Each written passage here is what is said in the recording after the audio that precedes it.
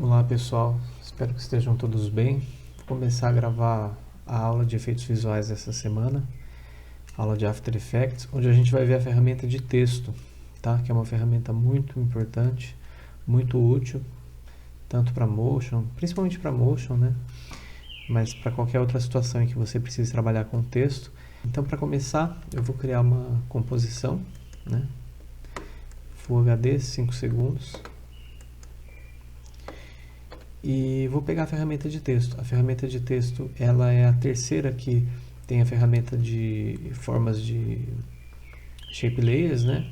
Camadas de forma.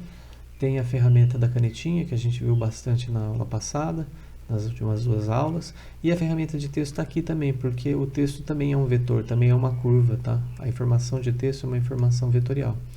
Ela tem duas possibilidades, tem a horizontal e a vertical, né? Então você clica aqui, digita. Se eu estivesse trabalhando com o vertical, ele digitaria dessa forma, tá? Uma terceira possibilidade é, em vez de eu simplesmente clicar com a ferramenta de texto, eu clicar e arrastar. Quando eu clico e arrasto, eu crio uma caixa de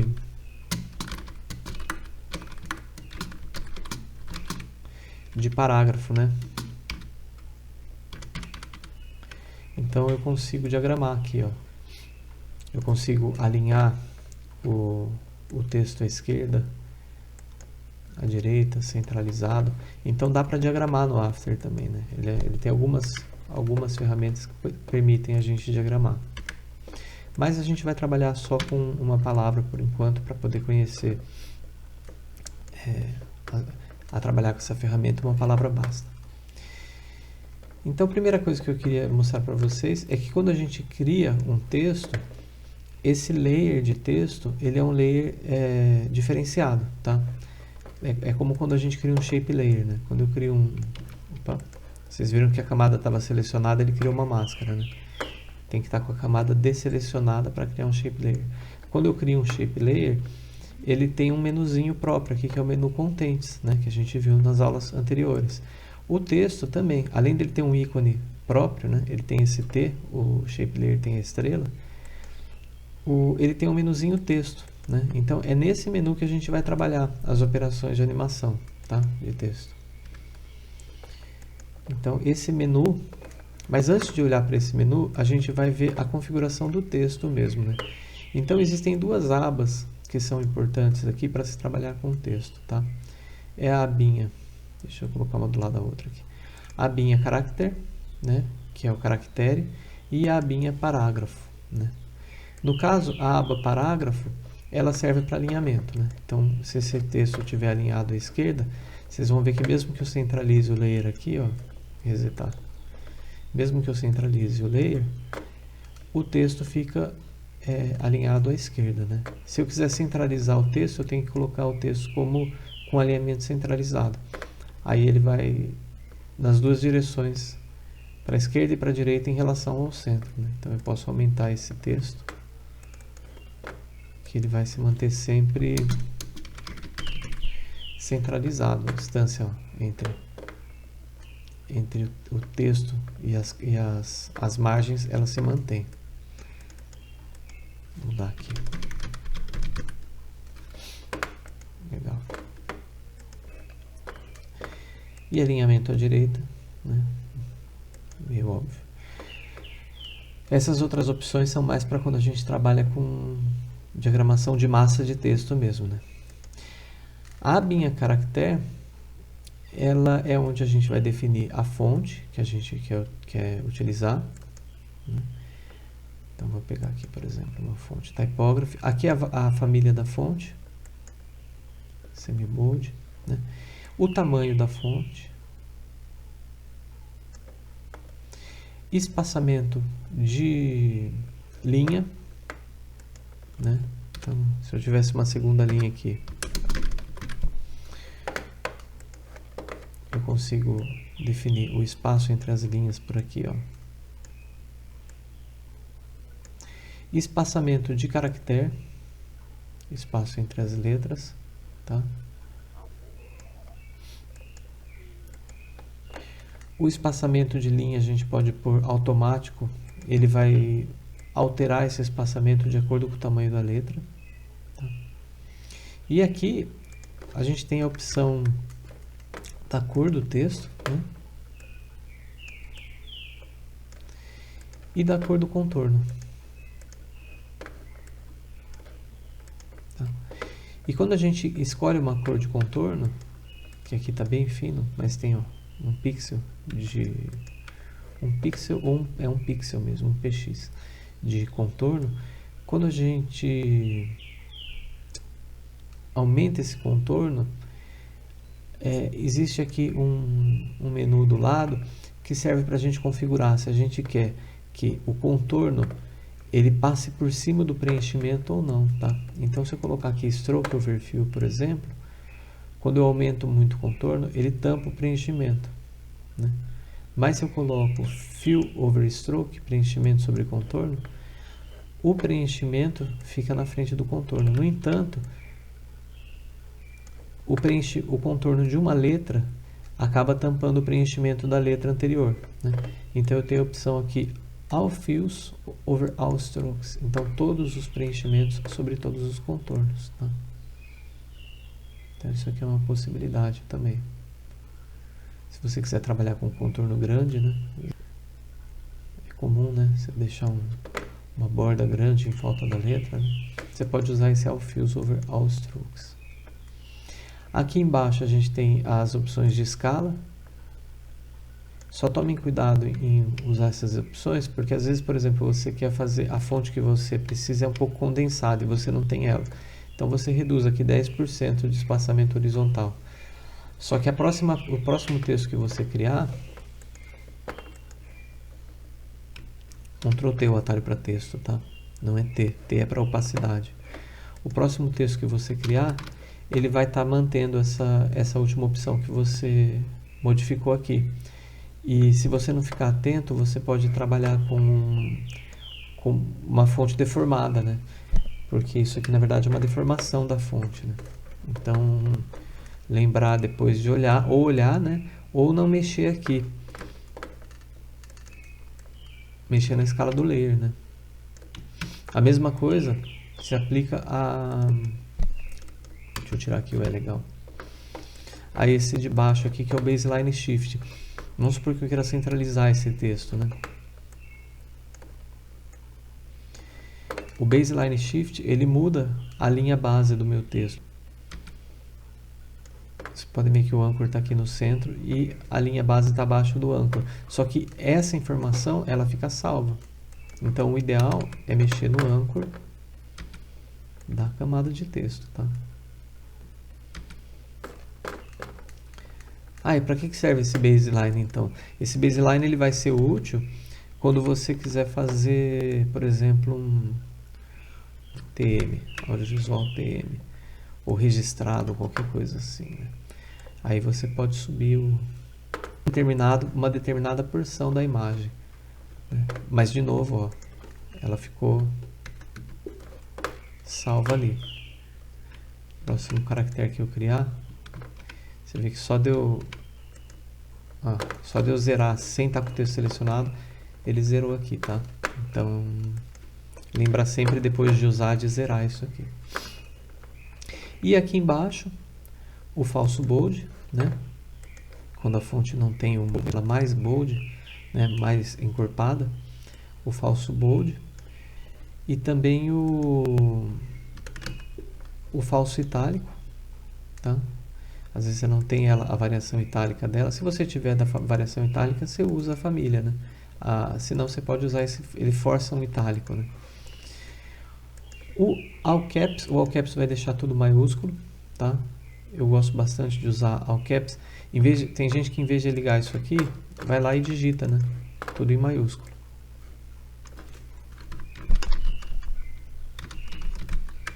Só que aí você não tem, vamos supor que eu queira mudar para tudo minúsculo agora. Não tem como ativar o tudo minúsculo, né? Então, é preferível digitar em minúsculo e pelo menos se eu quiser alternar entre um e outro, eu desligo e ligo o All Caps, tá?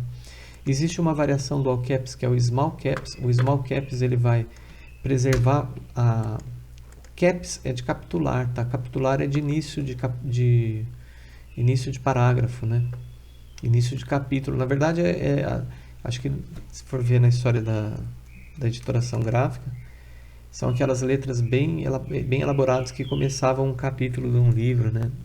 Aqueles monges que ficavam fazendo, monges copistas, né? Então, o small caps, ele preserva essa variação entre a primeira letra e as restantes. Ele transforma tudo em capitular, né? Só que ele faz as capitulares que não são maiúsculas menores, né? E aqui é maiúsculo um pouco maior, tá? E aqui, ó, eu tenho ainda a opção. Eu poderia, em vez de ter feito o que eu fiz aqui, né, de ter colocado um valor de baseline nela, eu poderia ter selecionado e aplicado esse superscript, né? E tem também o subscript, que é para baixo, tá? Preferia daquele jeito que estava. Vou trabalhar aqui do jeito que eu tinha feito. Lembrando de depois zerar esse valor aqui, tá? Bom, meu texto está pronto. Agora eu vou começar a animar ele. Deixa eu descer um pouco mais aqui no centro. Antes de animar, deixa eu só falar um pouco sobre esse Title Action Safe, que eu acho que eu falei rapidamente em alguma outra aula, mas aqui como a gente está trabalhando com texto, é mais importante reforçar alguns aspectos dele, tá? Essa margem aqui é uma margem de segurança para texto e para ação. Então, é Title Action, tá? A de fora, essa maior aqui, é para ação. Ação significa qualquer imagem. Então, por que ela existe? Porque ela é universal, tá? Essa margem de segurança. É 10%, mais ou menos, acho que é 10% para ação e 20% para texto. Vou falar só dessas duas de fora aqui por enquanto, tá? Ela existe porque os aparelhos de TV, eles não têm um padrão, né? Se você vai numa loja de departamento e você olha para os aparelhos de TV, você nota que cada marca, ou às vezes até cada modelo de TV, ela corta diferente a imagem que está sendo transmitida. Então, se elas estão todas recebendo o mesmo sinal, né, todas transmitindo a mesma imagem, dá para ver que tem variação do que cada uma mostra, né? Então, para sanar esse problema de diversas marcas, diversos fabricantes, né, é criada essa margem de segurança, né? É como se fosse uma margem de sangria também para quem trabalha com editoração gráfica, né? Que é para garantir que todo mundo vai ver a imagem. Então, é pedido que se deixe 10% de segurança para vídeo. Então, se você quiser garantir que a imagem vá ser vista por todas as televisões, obviamente que a gente está falando de sinal de TV, de sinal que vai ser transmitido broadcast, né? Para a internet, isso aqui não tem tanta finalidade, tá? Para vídeo de YouTube, coisas assim. Mas para a TV, se você vai mandar o seu material para a TV, é importante respeitar essa margem de vídeo. E mais importante ainda é respeitar a margem de texto. Por quê? A margem de texto é um pouco mais curta ainda, né? Para garantir mesmo a leitura, porque uma informação de texto ela pode ser uma informação legal, ela pode ser uma informação sobre parcelas de financiamento, algum produto, principalmente no caso de um comercial, né? Então, se o texto estiver excedendo a margem de texto, a emissora pode recusar esse texto, né? Essas duas de dentro, elas já são por 4x3, né? Então as de fora são 16:9, as de dentro por 4x3. Isso aqui foi útil na época da transição, quando ainda se fabricavam TVs 4x3 e já existia o sinal 16:9. Então algumas pessoas em casa tinham a TV 16:9, ainda é assim, né? Tem gente que tem TV 4x3, mas a emissora mandava um único sinal, ainda manda, né? Para as duas TVs. Então ela se preocupava em fazer com que a imagem ela coubesse na TV, o texto, né? A margem de segurança aqui, principalmente para texto, né? O texto ele tinha que estar dentro do 4x3. Então você tinha que mandar o material assim para a emissora, né? E quem tinha a TV 16:9 via os textos todos menores, né?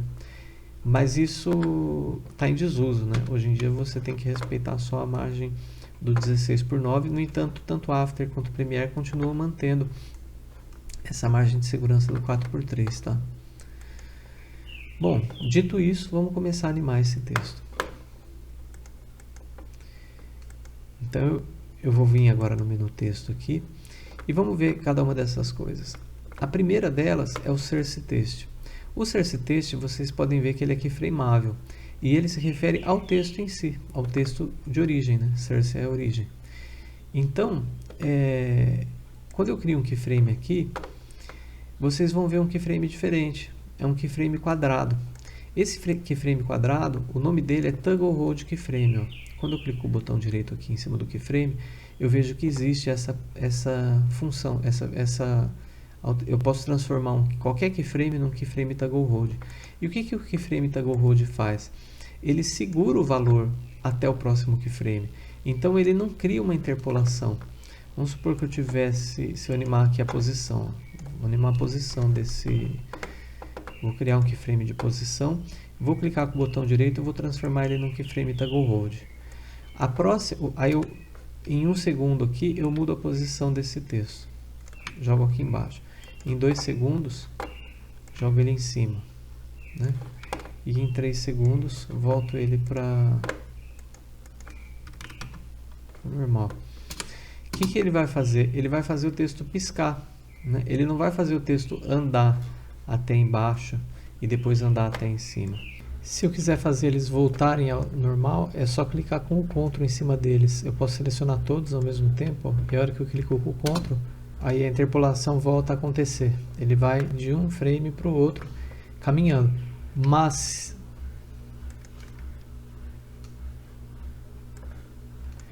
se eu ligo o Toggle Hold, ele espera o próximo keyframe para pular para a próxima posição. Essa que é a diferença do Toggle Hold. O keyframe de source text, de texto de origem, ele é Toggle Hold por quê? Porque se eu vier aqui em 1 segundo e mudar o texto, né?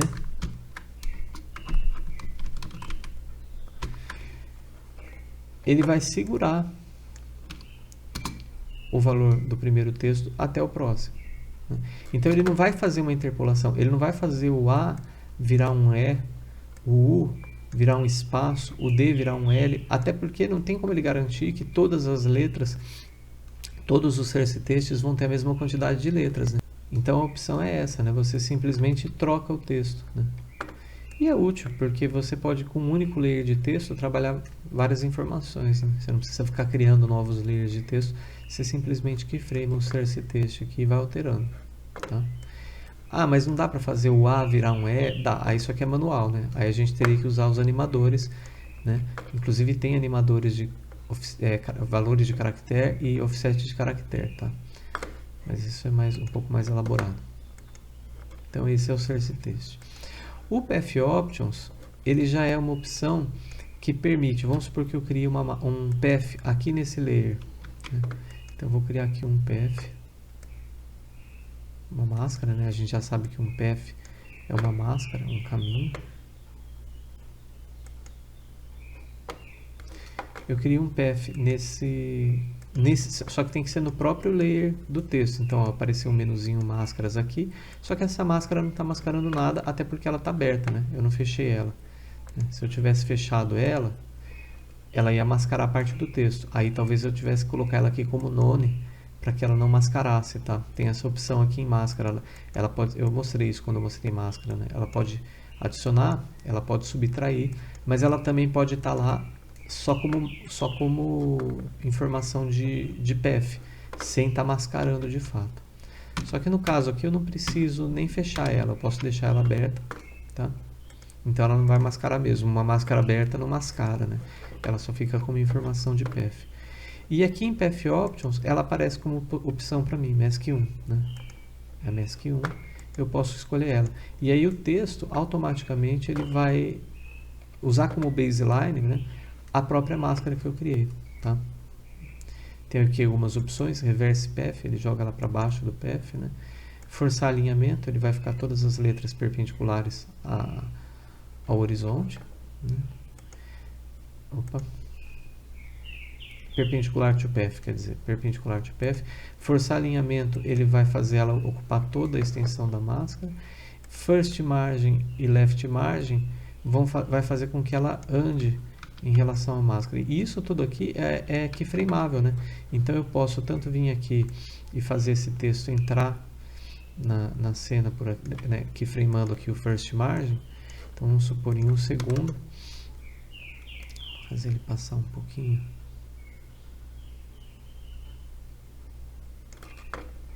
E depois voltar.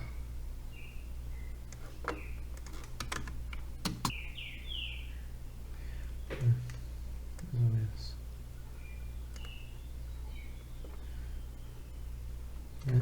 Então vocês podem trabalhar com animação por aqui, mas também podem trabalhar com a própria animação da máscara, tá? Então se eu quiser pegar essa máscara aqui, criar um keyframe no MaskPath e depois, sei lá, em 15 frames, ele vai salvar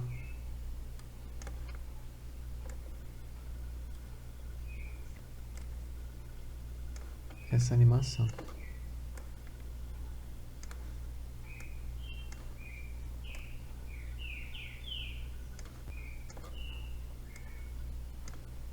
Então vocês podem animar a máscara, o path, né? F9 em tudo aqui. Via path, né? Não precisa deletar a máscara. Se você não quiser utilizar essa animação, é só vir aqui em Path Options, colocar None, ele vai ignorar a animação da máscara. Se você não quiser ficar vendo essa máscara, vocês podem desabilitar a visualização de máscara aqui, ó. Toggle Mask and Shape Path. Então vocês não veem os paths, né, se isso aqui estiver desabilitado. Então agora vamos começar a animar esse texto mesmo, né?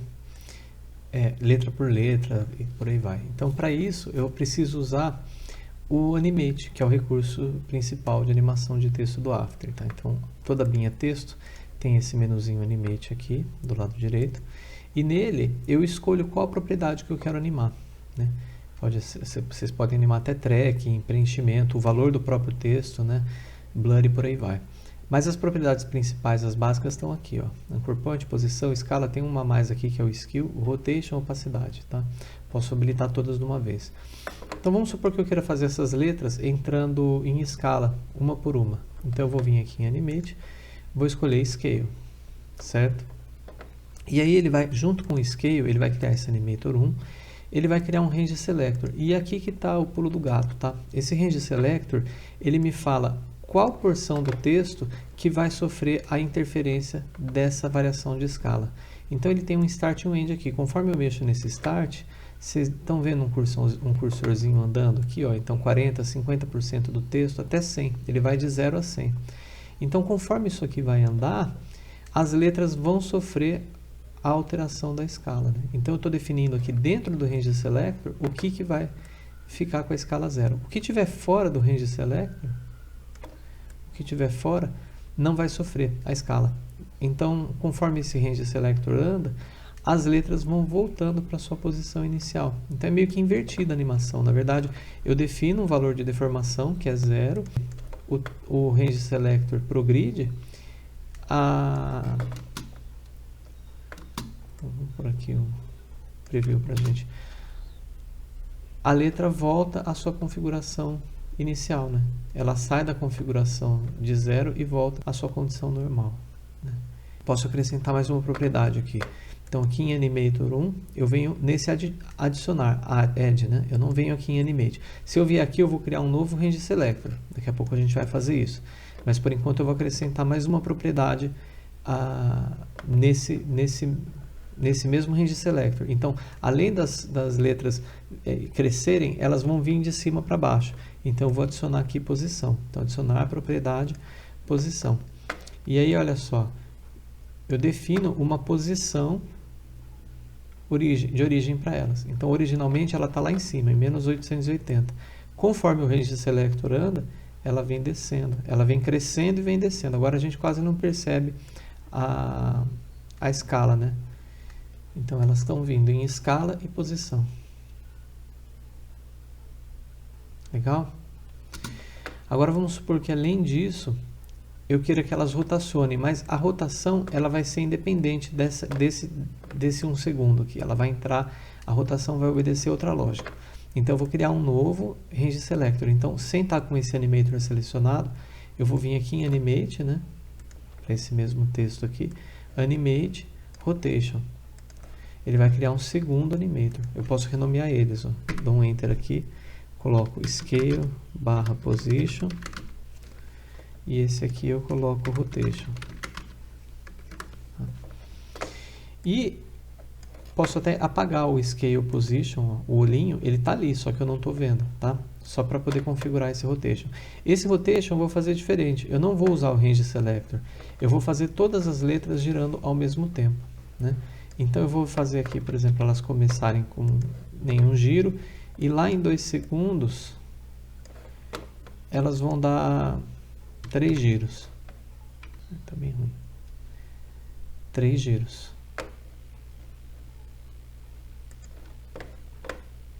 E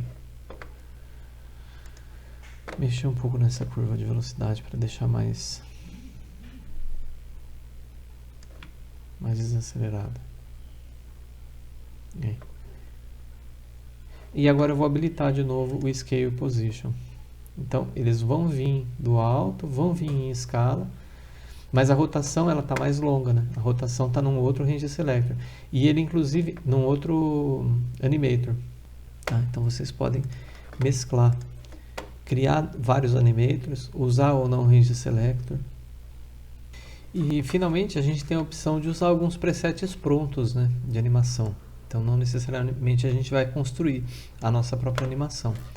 Aqui em Effects and Presets, a janelinha do After, essa de efeitos e presets, existem muitos presets, tá? Para muitas coisas, para fundos, para áudio, tem alguns que estão relacionados com alguns plugins e por aí vai. E tem uma pastinha de presets de animação, né? Aqui, ó, backgrounds para fundos, né? Dentro dessa pastinha existe uma pasta texto e dentro dessa pasta texto tem uma série de categorias de presets, tá? Então, vou pegar aqui essas mecânicas. Eu não consigo dar preview desses presets aqui. Se vocês tiverem o Bridge instalado, vocês podem vir nesse menuzinho aqui do lado de Effects e Presets e clicar em Browse Presets. Só que ele tenta abrir o Bridge, tá? O Bridge é um software da Adobe. Se não me engano, até a licença dele é gratuita, mas eu não tenho ele instalado aqui. Nele vocês conseguem ter um preview de cada um desses presets, tá? Mas vocês podem ir tentando e testando e um pouco mais trabalhoso, né? Então vou duplicar o layer aqui, vou apagar esse aqui, né? Vou deletar tudo dele aqui, vou deletar essa máscara que a gente não vai usar mais. E vou deletar aqui, ó, eu tenho que deletar esses animators que eu criei, que eu renomeei escala e posição. Então sempre que a gente aplicar um preset, vou aplicar esse degrau, por exemplo. Eu estou com o layer selecionado, com o cursor no momento que eu quero que ele comece, dou 2 cliques aqui em degrau. Ele vai criar os seus próprios animators. Então, sempre que a gente for testar outro, precisa primeiro deletar esses ou dar Ctrl Z, né? Ctrl Z até voltar ao estágio que estava. Então, eu vou aplicar aqui o degrau e vou ver ele como é que ele funciona. Ai, que bonitinho. Aqui o animator. Eu vou ver que ele tem, além do Range Selector, eu não preciso usar só o seletor de alcance. Eu posso usar um seletor de expressão. Então ele tem esse Expression Selector, fica aqui, ó, adicionar seletor Expression, tá? Tem o Eagle Selection Selector, depois vocês podem procurar mais, saber testar eles, né?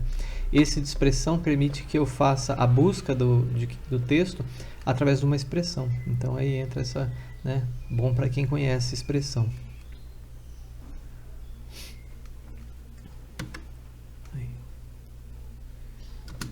Ctrl Z para tirar essa animação, vou pegar outra aqui, vou pegar pistões.